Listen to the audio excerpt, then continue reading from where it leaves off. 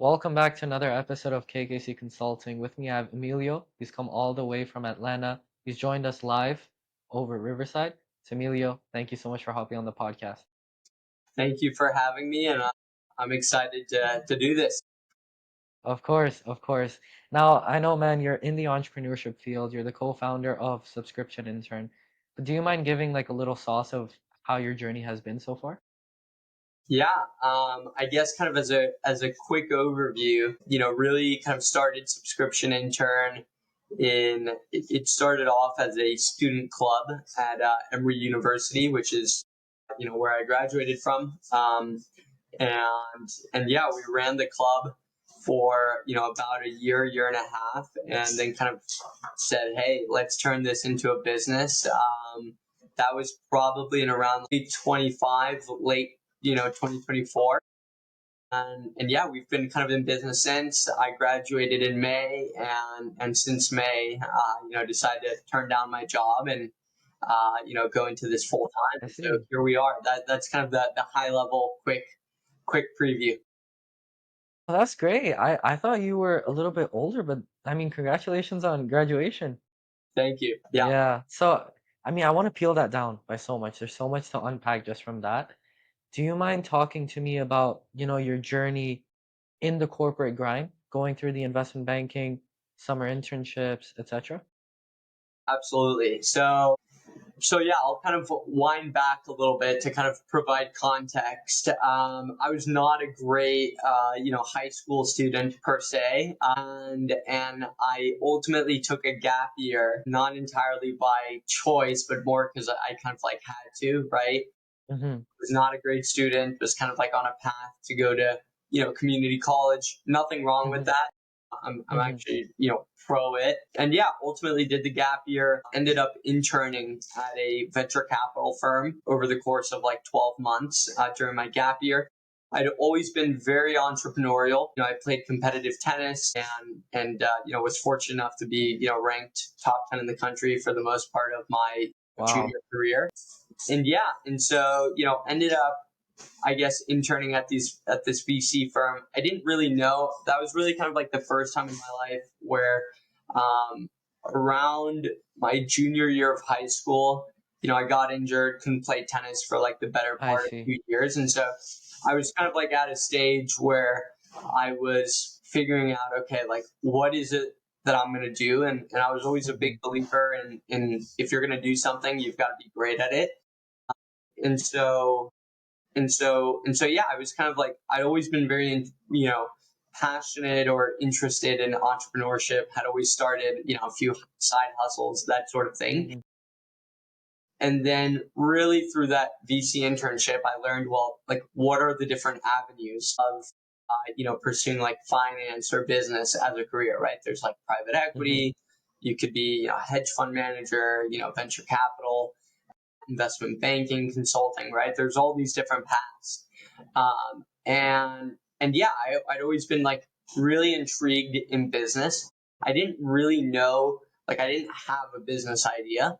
And so I was like, okay, like what is like the best path that's going to have me involved like in businesses and like learning about businesses without me having to kind of like make that jump, to entrepreneurship right away, right? Because I didn't have an idea. Mm-hmm. So yeah, that really kind of gave me clarity. Then my first year of college, I ended up going to a school called RPI. It's called Rensselaer Polytechnic Institute. It's an engineering school in upstate New York. It was the best school that I could get into at the time, and I ended up doing a year there. I kind of already knew after having done that year, in venture capital, I knew, okay, well, I had kind of an interest in private equity or doing something on the buy side, right? Like venture capital, Mm-hmm. right? Investing. Right. And the best path to doing that was, getting exposure in investment banking first, right? Mm-hmm. Or at least that's what was, communicated to me by, mentors. And so, yeah, I went into RPI laser focused, that I was going to, break into investment banking. I ended up meeting some great people at RPI. that had breaken it were like the first people ever to break into investment banking at RPI. But more importantly, Wow. they'd broken into like two great firms. One I ended up see. working at Lazard, and the other one at Moelis, which Wow. is like, Wow. two of the top firms on like the Yeah. street, right? So they kind of like really helped me in terms of like how to approach recruiting, so on and so forth. I ended up interning at this like small regional like boutique investment bank for like 8 months. I worked, for free as any like Yeah. freshman would, right? And yeah, I did that, and then ultimately transferred over to Emory, and knew that like I wanna work at one of the big banks, that sort of thing, and ended up interning my sophomore year at Deutsche Bank doing investment banking. So got the coveted sophomore summer at like a bulge bracket. And yeah, was lucky enough to get the return. I think that summer, and we can dive into this later, that first summer at Deutsche Bank was super impactful, where it made me realize Yeah. that like I wanted to be an entrepreneur. Like I was not gonna like make a career out of staying in the industry. We Hmm. can dive into that shortly. And then yeah, ended up doing my junior summer, and ultimately decided not to go into it full time. And here we are. Ended up starting Subscription Intern. But yeah, we can kind of dive into specifics. But Of that's kind of course. the brief overview. No, that's great, and thank you so much for sharing that. I feel, even within that, just transferring schools, thinking of community college, working for free, all of those things, they must have taught you a bunch of lessons. I guess where I wanted to really pinpoint the focus was, the change from investment banking to entrepreneurship. It's a massive change. Lots of people are thinking about it, and lots of people are also thinking about the opposite. Like, hey, I have a really comfortable job. You're working at Deutsche Bank, which is, a massive bank, right? So talk to me about that process. How did you realize, like, hey, maybe IB isn't suited for me? Yeah, I think something important to note is like people in finance, like I've kind of like learned to understand this. Like finance Hmm. is probably, funny enough, like there's a lot of irony in this, but it's like not very entrepreneurial. Like it breeds like, I would say it's like the most stereotypical like corporate culture there is. Like in the sense that you have all these brilliant people, they're like super, high achievers, but they're like very, very risk adjusted, right? I see. In the sense of like, they're always chasing this like pedigree, this like prestige. You'll see like these Ivy League kids, like, hey, you go to an Ivy League, then you break into the bulge bracket. You've done your time at the bulge bracket. Now get your MBA. Right? After getting your MBA, do your or you do your 2 years in private equity beforehand. You get your MBA, then you go back into private equity, and it's always like this it's always like this moving of the Preset goalposts. plan, right? Say that again. A preset plan. Yeah, it's like a preset plan, but I would say like I think that the best way to really like summarize it is like I was there's like a famous interview by like Kevin O'Leary, which is Hmm. he teaches like this class at Harvard Business School, right? And he said that like he like asked all the students like, hey, after your MBA, like what are you guys gonna go do? And like all the class like essentially like responded, oh, I'm gonna go back into consulting, oh, I'm gonna go back into private equity, whatever. And he said, look, like guys, you guys are at Harvard Business School, you have like one of the most prestigious degree in the world, right? Why are you going to go back to the safety net? Like, why are you going to go back to the job? Go and like start a company, go take a risk. Like the whole reason why you're going to Harvard Business School. So like if stuff goes sideways, you can always go back into those careers. But like the point being is like most of the culture on Wall Street and in high finance is that, right? It's like prestige is almost like more important than going and taking that risk and betting on yourself and like building something bigger, right? Like there's always like this like checkbox that you need to like mark, and you never have enough like check boxes marked. Like even when you've gotten your Harvard MBA, like you still need to go back into like private equity and do this, and Hmm. you still need to chase that like senior title. And once you've chased that senior title, like there's never enough like approval to like go and like do your own thing, if that makes sense. And so that's something that I really like learned that first summer. It was this like, there was these brilliant people, but they were almost like inhibited by their minds, right? By their ability to like kind of not like bet on themselves, right? And so that was kind of Mm-hmm. like a really big thing. Another big thing is like, it was kind of like the culture. I knew what I was getting myself into, like from, an investment banking perspective, but Mm-hmm. like mentorship was not as strong as I imagined. I didn't realize like how corporate really was. Like there's just a lot of hierarchy. It's not flat by any means. And like what differentiates you between like a top bucket, a middle bucket, or like a bottom bucket analyst is not your ability actually. It's like how well can you, suck up, right? Like how well can you like network with the group? It's like it's all optics, right? It's not the person Mm-hmm. who works the hardest, it's the one who looks like they're working harder. And those two are very, very different things, right? Um, Mm-hmm. and so yeah, that really kind of like stuck out to me where I was like, well, like my career is not in the hands of me being great. It's in the hands of me like knowing how to play the system. Right. And like that kind of like bothered me a little bit. And so, yeah, I would say really those things combined. And then, I really learned, I was like, man, like I really have like this bug for like wanting to go and like it really bothered me like being an employee in the sense that like even if I did my job great, like I was still going to get paid the same, right? Like Mm-hmm. I had no equity, right? And so that really bothered me as well. And so I was like, okay, like I need to figure out how to, leave this industry as soon as possible. Like originally I wanted to start an investment firm and like I still have like a deep passion in that area.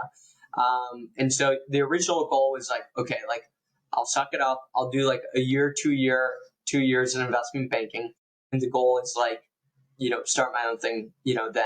And Mm-hmm. then, along the way, I started a club, which was Subscription Intern with ex co-founder, and we can talk about that later. Yeah. We're still very good friends, and so there's no bad blood there. Awesome. And I'm happy to kind of share about it. Mm-hmm. And yeah, we started the club, and it was something I was always very, very passionate about, and then it kind of grew into more. But I'll stop there. I think that can lead into more questions. No, of course, and I appreciate you for sharing like, your personal experience with it. Sometimes I would see interviews from, I believe, Jubilee, where they would have like an investment banker completely covered up, voice masked and everything, right? Just explaining their journey. But I appreciate you for sharing that without all of that and being able to give us insights on, how things really go. Are you interested in ever stepping foot into like, making your own firm, going to the buy side, etc.? Um, I think moving forward, I mean, like knock on wood, but I don't think I'd ever want to be employed moving forward. To be honest, Mm-hmm.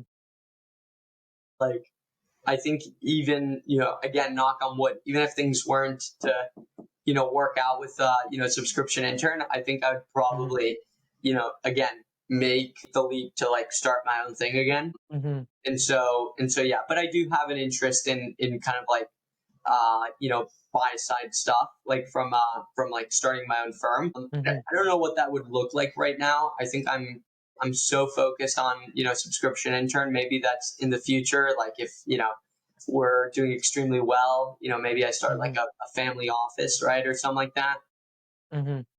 But yeah, I do have like I am very passionate about like investing and that sort of stuff. But right now, I guess it's more of a hobby than actual like practice, Fair right? enough. So, um, Yeah, no, that's fair.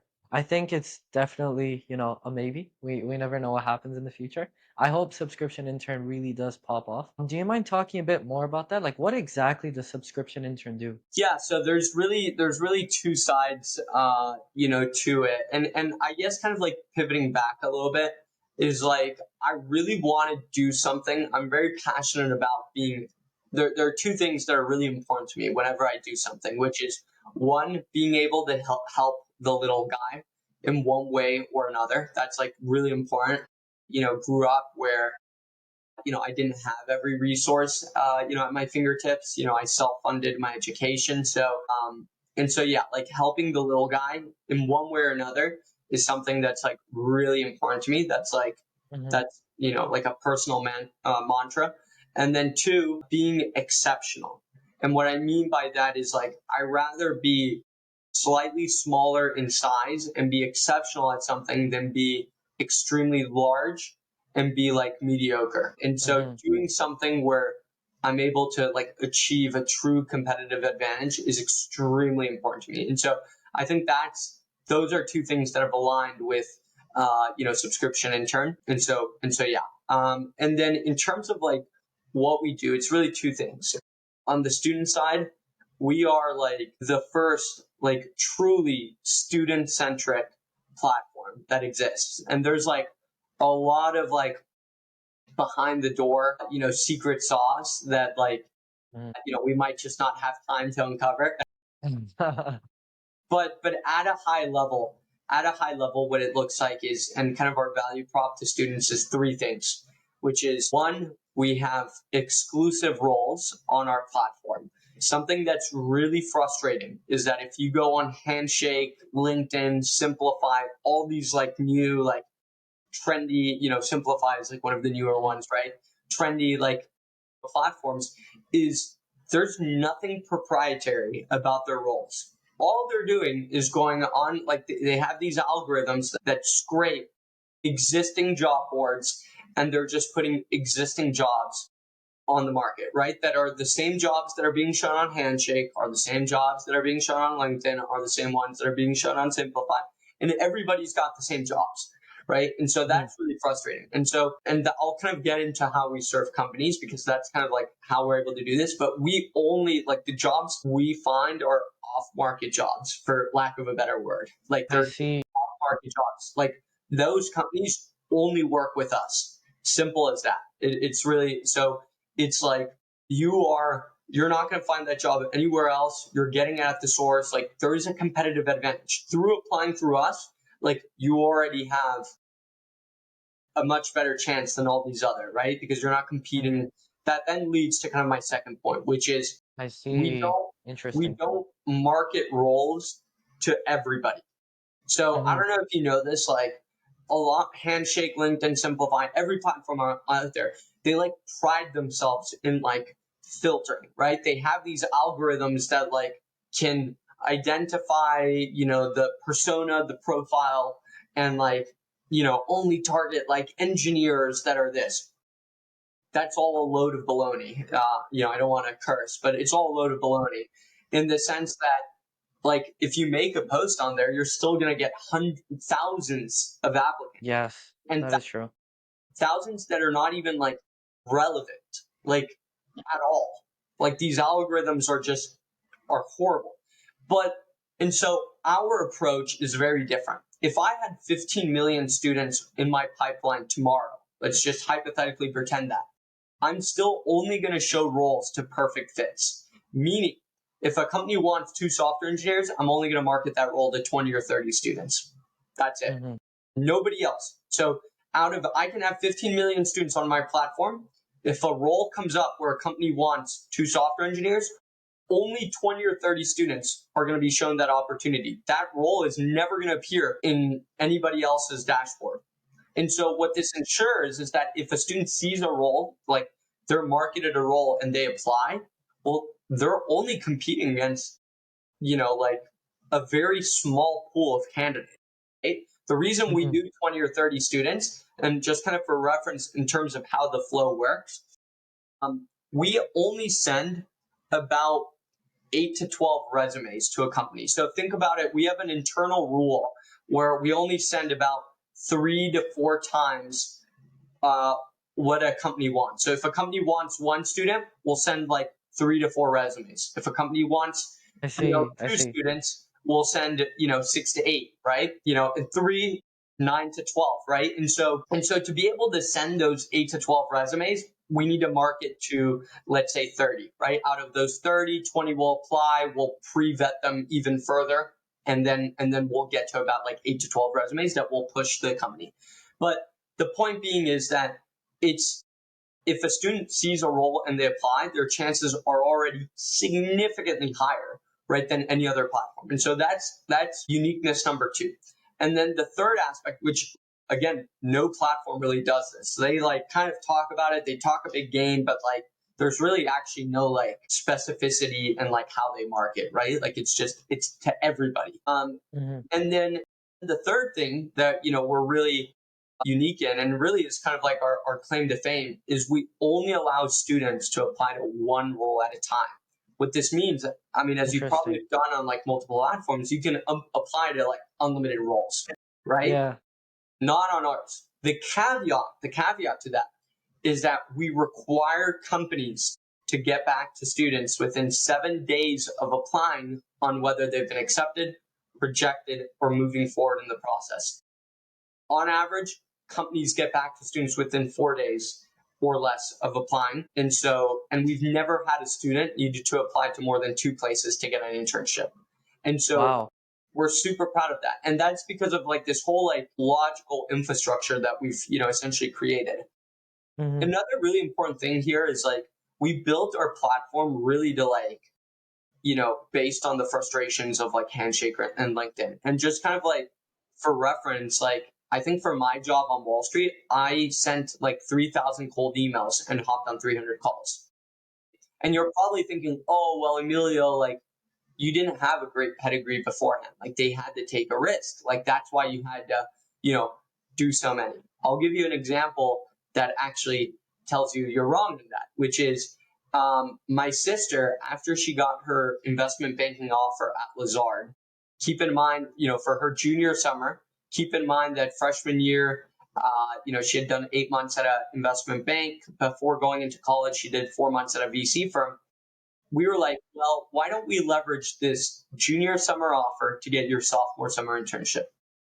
We reached out to 600 PE firms, sent a total of 1,800 emails, and it led to 3 offers that were all unpaid.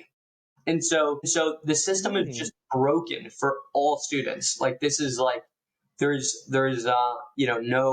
no exception. It's just a broken system, right? And so yeah, that's really kind of on the student side. On the company side, we're a free platform for students. We don't make our money off students. We're free for students. On the company side, which is where we make our money, we kind of found out the following. One, we found that there was this completely untapped middle market. Handshake, LinkedIn, Simplified, they all target these like public companies or these like really large private companies. Massive companies. Yeah. Correct. But just kind of for reference, there's about 3,900 public companies in the United States. There's 100,000 startups in the United States that fall between the seed to Series C range. So much, much, much larger market, completely fragmented, right? There's like no true competitors serving these companies, right? And the reason they're not serving them is because the pain points that the way these companies in the middle market, the way they typically hire is through personal connections, alumni connections, or even just student cold email inbound. And if they do go on Handshake, LinkedIn, Simplifier, these others, they run into the following issues. They'll make a job posting, they'll get thousands of applicants. Half of the students don't even know the name of the company because now there's like the single click apply, Easy apply. Yeah. on LinkedIn, and which is nothing wrong because we do that as well. But since we only allow students to apply to one role at a time, they have to be very intentional, right? And so you kind of you solve that issue. And then, okay, so like half of the students don't even know the name of the company. Less than 1% end up actually being good fits. And so the amount of time and resources a company needs to burn in terms of vetting those candidates, going through thousands of resumes, they can't afford it, right? They're like, I can't afford to like have somebody on my team literally spend a week's worth of time deviating from their real revenue driver in the business to try and like find somebody. And so they're like, screw this, I'm not going to do it. I'm just going to like, leverage my personal network. More does not equal higher quality, right? They want high quality. They don't want noise. They want high quality. And so the value prop that we offer them is really three things. One, we find them perfect bespoke fits right off the bat. So, right, like a very narrowed pool of pre-vetted. We heavily vet the students. We have amazing vetting infrastructure. I'll dive into that, shortly. Two, we streamline the entire hiring process. So we take care of talent acquisition. We help with management once the student is hired. We take care of legal, so offer letters, IP contracts, you name it, we do it. Wow. And then the third aspect, which I can't dive into too deeply on the podcast, but I'll kind of like give the brief overview. The way we get students compensated is via wage subsidies. And so leveraging like university wage subsidies. And so kind of for reference, students get paid in two manners, either through grants and stipends, which pay out students anywhere from like $10 to $20 an hour. So it's pretty good. Or academic credit. What we find is that academic credit is pretty popular among students during the school year, and that grants and stipends are pretty popular among students during the summer. Students can pick and choose between one or the other, and essentially that. And then we charge the company much, much less than that. And so they're getting this talent essentially like at an arbitrage, right? And so like without revealing like specific numbers, like, students get paid at $20 an hour, but the cost to the company, for example, is at only $10 an hour, if that makes sense. I And see. so, Yeah. and so we're making it where it's actually cheaper for the company to go through us than if they were to hire directly. And we take Yeah. care of all that paperwork and all those like subsidies and all that. Like we find these like different subsidies, and that's really it. And so that's really kind of the core business. And I guess like before I forget, I guess I won't forget about it, but for context, we recently merged with a company called Rounds. And so Subscription Intern will be renaming to Rounds in the coming, That week makes or two. sense. Yeah. There's a lot more. We recently got invested by some major, investor. I can't reveal the name for the sake of we're strategically holding off, because if we reveal the name, we're just going to be bombarded with deal flow. And so yeah, we're getting some stuff together. That way, when we release the name, we're able to serve everybody in the best manner possible. And so No, of course, and I can 100% relate to almost everything that you said. Like I'll give an example with KKC, like the podcast and all the operations, management, marketing, even the application that I'm building out right now. I remember I put out a post on LinkedIn and I was just like, hey, listen, we're looking for 3 positions. Just apply, we'll see what happens. And try to take a wild guess of how many people applied. Just a wild guess. I assume hundreds, if not thousands. Exactly. And I'm like, I'm an 18-year-old. I got 700 applications from people with masters. And by the way, I said unpaid volunteer position. I like made that very, very They clear don't in read. all They don't read. caps. Yeah, so like I said, like, hey, listen, drop your email over here if you'd like to take a look. I think I got 677 on LinkedIn, and then on Instagram maybe another like 20, 25-ish. But the point is, I got people from India, from Pakistan, from Bangladesh, from America, from the UK, and like from Canada, people with masters.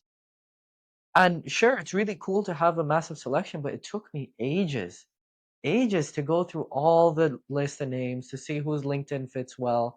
And again, even then, just basing off someone by a LinkedIn, because obviously I can't give 700 interviews, right? Just basing people off LinkedIn, I'm sure like, I must have lost out on really, really good hires because of it. And, I'm not throwing any diss towards LinkedIn, but the entire process was very, like, it could have been simplified a lot more. Absolutely, but it's the completely wrong approach. And so really there's a few things that really differentiate us. One, we have much deeper talent than these platforms. And the reason being is like, as you probably noticed, like you just get a lot of like irrelevant profiles, or just like people who are like just not like, who are They're just, just applying to apply. yeah, Yeah. they're just like low quality, in the sense of like you're asking for an editor and you'll get like a software engineer, and you're like, what? Like how is this even like how is this even possible? Like Yeah. that's what you're getting, right? And so And so the way we differentiate is kind of like a few ways. One,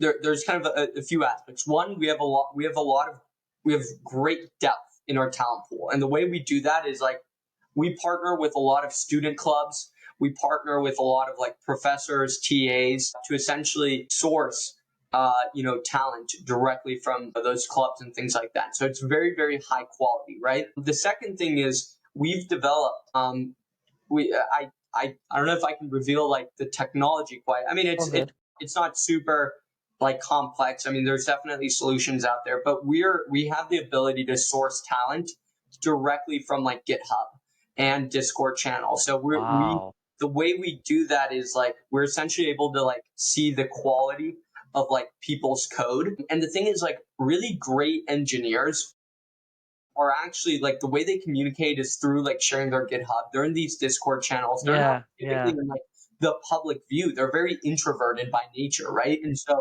you need to look where others don't look. And so we have that ability. And then with our current investor, which you'll kind of hear more about, he's got over 1.1 million software engineers on his platform. He's a huge figure Wow. in the SWE space, and so that will be really, really big for us. And so yes, we have a sourcing mode. That's one. I think the other important thing is like, again, we don't just like market to the entire talent pool and let the Mm-hmm. algorithm kind of like free willy kind of Yeah. like decide. We have like specific filters, and so we can like essentially say like, who do we want this role to be marketed to? And so we can like essentially like see, okay, like we want only software engineers with X and Y Z criteria, and so we can like Mm-hmm. market. But really where we're like really unique, and this is where Rounds comes into play, like the whole like merger.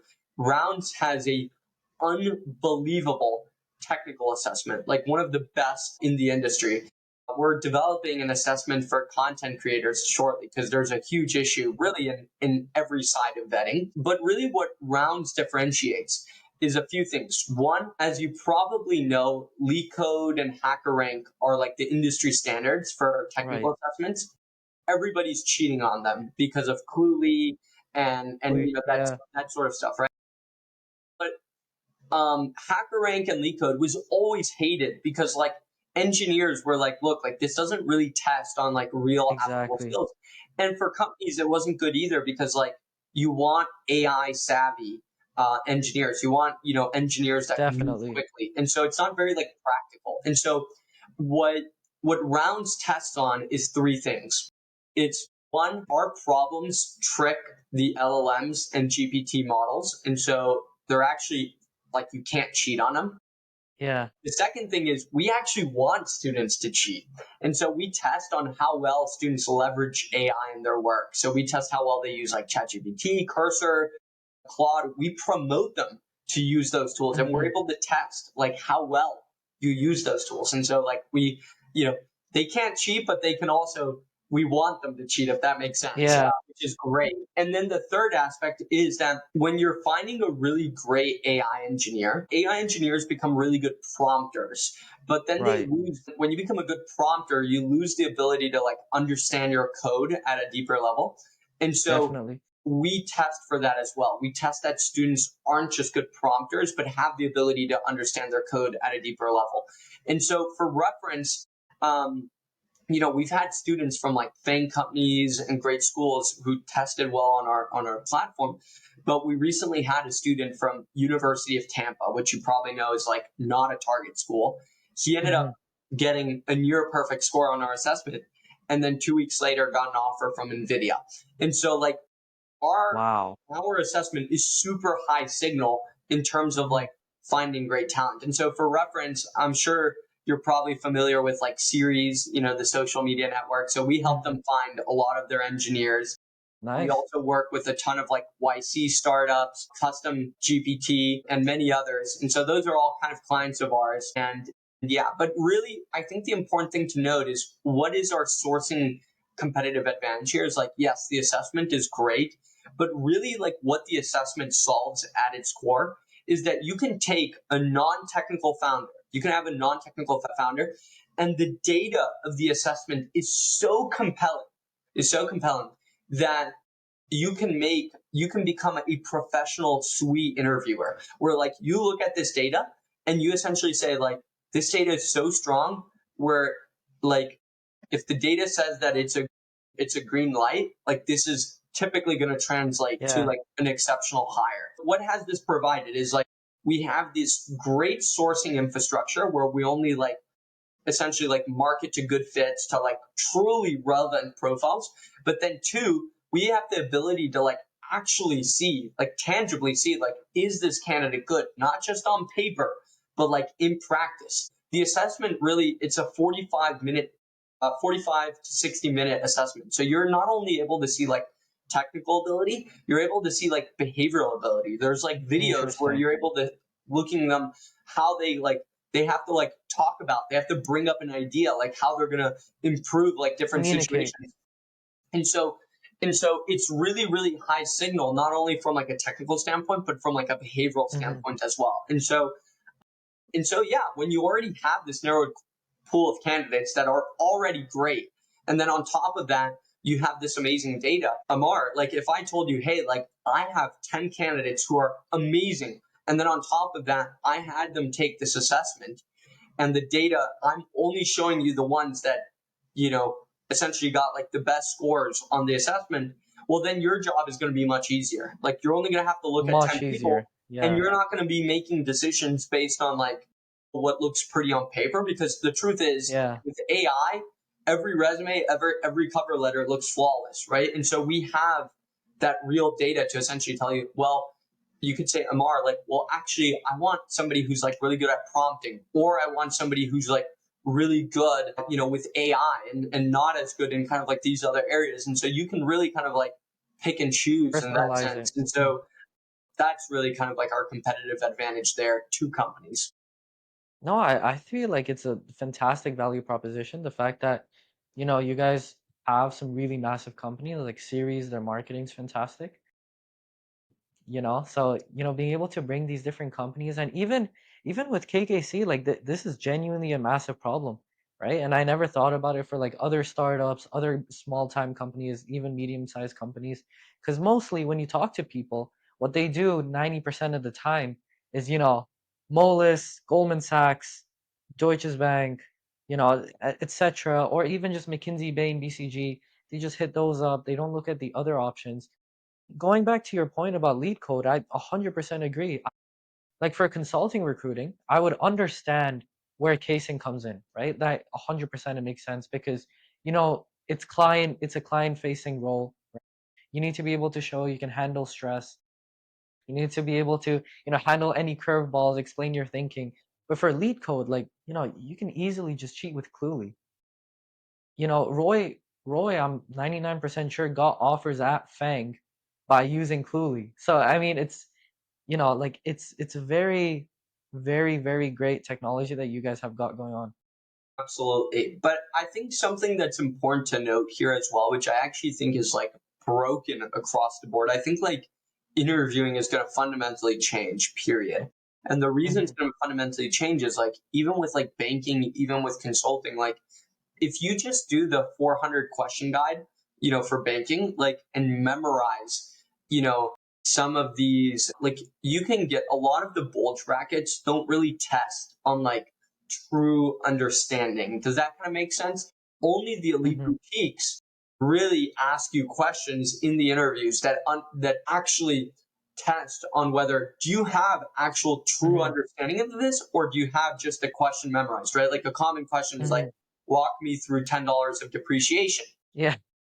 A Yeah. bulge bracket bank might just ask you that, and like you can memorize the thing, and like you seem like you actually know, your three statements. But, an elite boutique will ask you, well, what if I change this? What if I change that? And so now you have to Definitely. actually have real conceptual understanding of the workflow. Again, could Cluely, like if this was via, Zoom, which most of them are nowadays, could you cheat on it? Yes.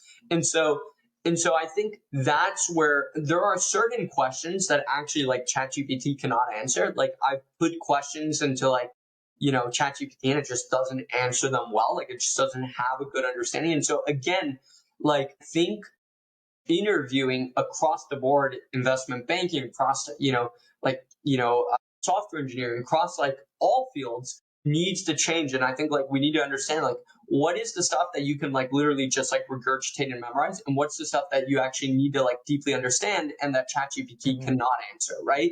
And I think Mm-hmm. that's where interviewing needs to like shift towards, right? Because like Of if not, course. you're not really finding truly great talent. You're only finding talent that like, you know, again, like there's merit in itself of like putting in the work, memorizing it, that sort of thing, but like Right, right. probably not the best fit for the job. Mm-hmm. If like somebody can like truly understand it and that sort of thing. And so that's kind of really what we're trying to solve for. Not Mm-hmm. only on the technical side, it's kind of like the lowest hanging fruit. Mm-hmm. And then, obviously like in these more like soft skilled fields like consulting, banking, that sort of thing, like it's a little bit tougher, but we're looking into it. No, of course. But Emilio, thank you so much for, going through the process, walking us through what exactly Subscription Intern does, which I believe by the time this podcast comes out, it might just be call rounds. Absolutely. But I appreciate you for hopping on the podcast and for sharing your insights. And again, for the rest of the viewers, if you guys want to check out Subscription Intern slash rounds, all the links are in the description below. So feel free to check that out. And I'll also tag Emilio's LinkedIn. Feel free to check that out. But apart from that, thank you so much, Emilio. And thank you so much to the viewers of KKC Consulting. Tune in to next week. I'm not sure who the guest is, but I'm sure it'll be someone fantastic. Awesome, Amar. Thank you so much for having me. And Of this course. was great. Thank you.